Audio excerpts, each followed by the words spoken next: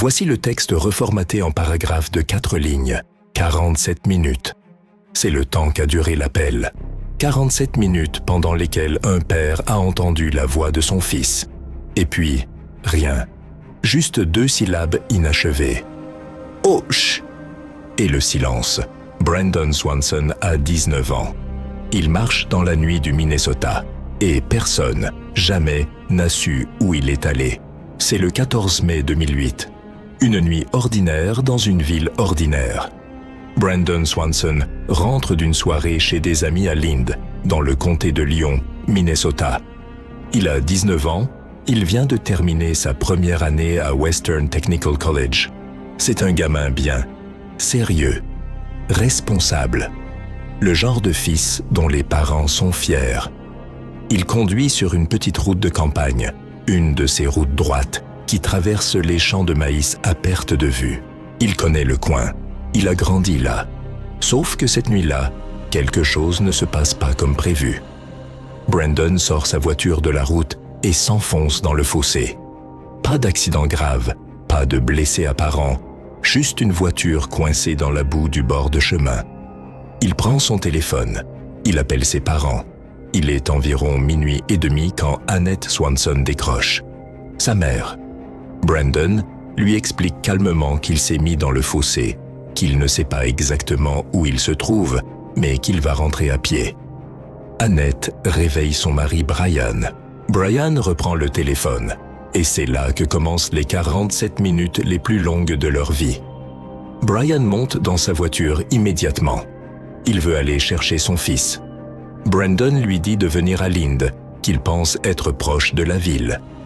Alors Brian roule vers Lind. Ils restent en communication. Père et fils, la ligne ouverte. Brandon marche, Brian conduit et ils se parlent. Normalement. Comme si tout allait bien se passer. Sauf que quelque chose cloche dès le départ.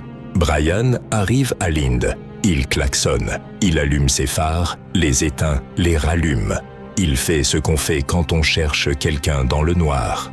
Brandon ne voit rien, aucune lumière, aucun klaxon.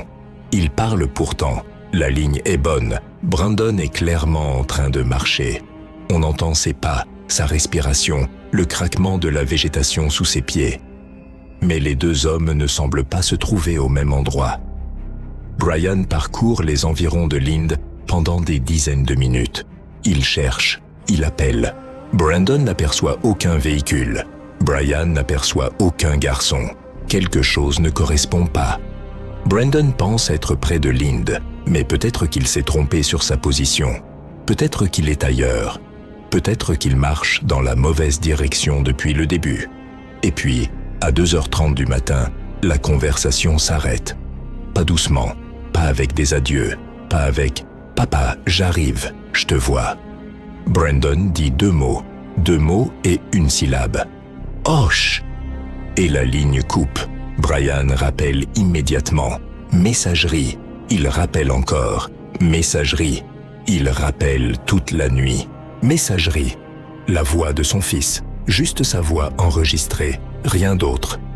Les Swanson appellent les secours au petit matin. La police du comté de Lyon commence les recherches dans les heures qui suivent. On retrouve assez rapidement la voiture de Brandon, coincée dans un fossé le long de la County Road 10. Mais pas près de Lind. La voiture se trouve à des kilomètres de là où Brandon pensait être, ce qui signifie qu'il marchait dans la mauvaise direction depuis le début. Depuis la première minute. Les enquêteurs examinent la scène. La voiture est bien là. Rien d'inhabituel dedans. Pas de signe de violence, pas de sang. Juste une voiture banale dans un fossé banal, comme si le conducteur était simplement sorti marcher et n'était jamais revenu. Les recherches s'organisent. Des équipes à pied, des chiens renifleurs, des hélicoptères. On quadrille la zone. On fouille les champs, les fossés, les lisières de forêt. On parle à tout le monde. Les habitants du coin, les voisins, les gens qui auraient pu passer par là cette nuit-là. Personne n'a vu Brandon. Personne n'a rien entendu. C'est comme si la terre l'avait avalé. Puis quelqu'un pense à la rivière. La Yellow Medicine River coule non loin de là où la voiture a été retrouvée.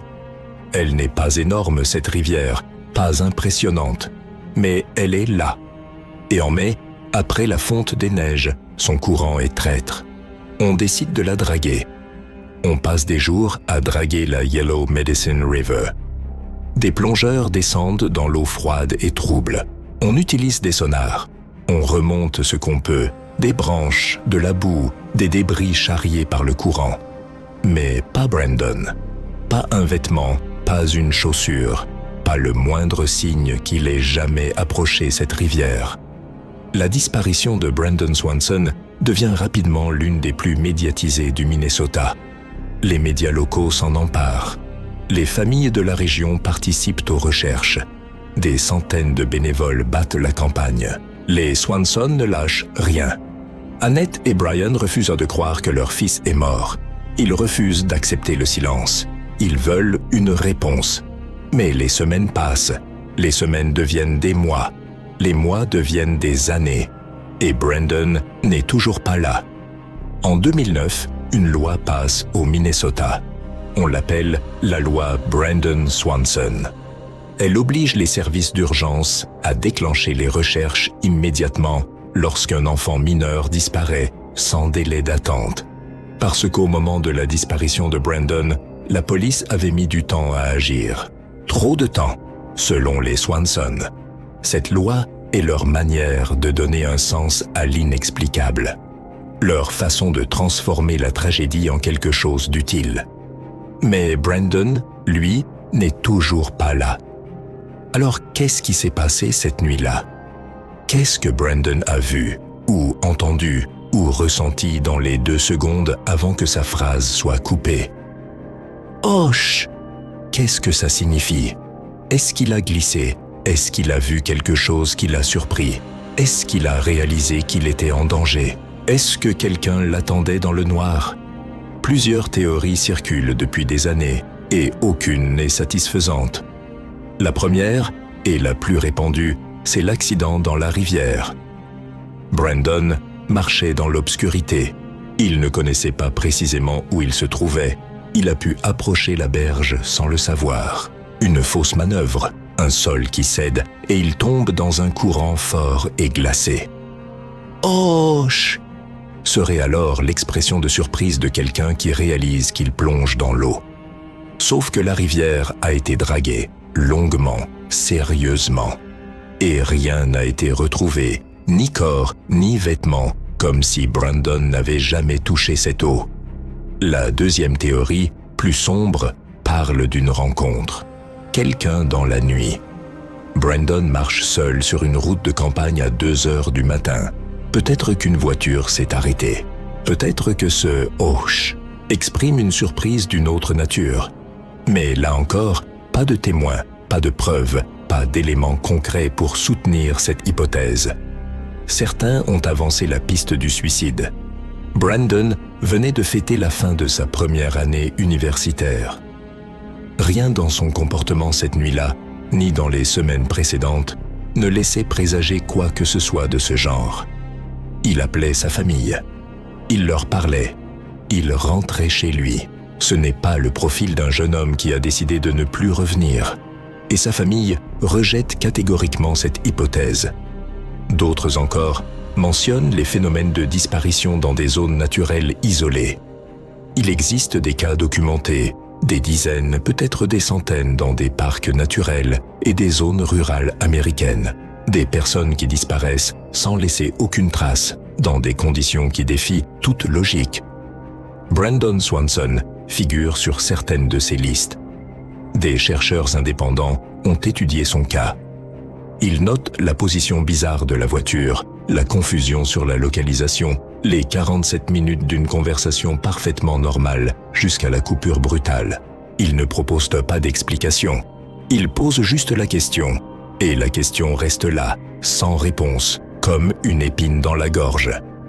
Ce qui rend le cas de Brandon Swanson particulièrement insupportable, c'est précisément ça. Ce n'est pas une histoire de nuit pluvieuse où un jeune homme trop alcoolisé fait une mauvaise chute.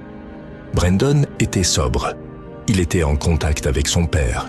Il marchait, il respirait, il parlait normalement pendant 47 minutes. Et puis, en 2 syllabes, il a disparu du monde. Sans corps, sans trace, sans explication. Sa mère Annette continue de chercher. Elle continue de parler de lui. Elle refuse le mot mort. Elle refuse la clôture du dossier. Dans ses interviews, elle dit qu'elle a besoin de savoir. Pas nécessairement de le retrouver vivant. Elle sait que les années ont passé.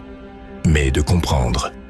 De savoir ce qui s'est passé dans ces dernières secondes, ce que son fils a vu, ce qu'il a ressenti. Parce qu'au fond, c'est ça le vrai vertige de cette histoire. Pas la disparition en elle-même, mais ces 47 minutes, cette conversation qui dure, qui tient, qui semble normale, presque rassurante. Un fils qui rentre à pied, un père qui roule pour le rejoindre, 2 voix dans la nuit, et qui s'arrête sans rien, sans chute audible, sans cri, sans bruit d'eau ou de végétation qui cède, juste 2 mots et le silence. Brandon Swanson a 19 ans pour toujours. Quelque part dans le comté de Lyon, Minnesota, une nuit de mai 2008 ne s'est jamais vraiment terminée.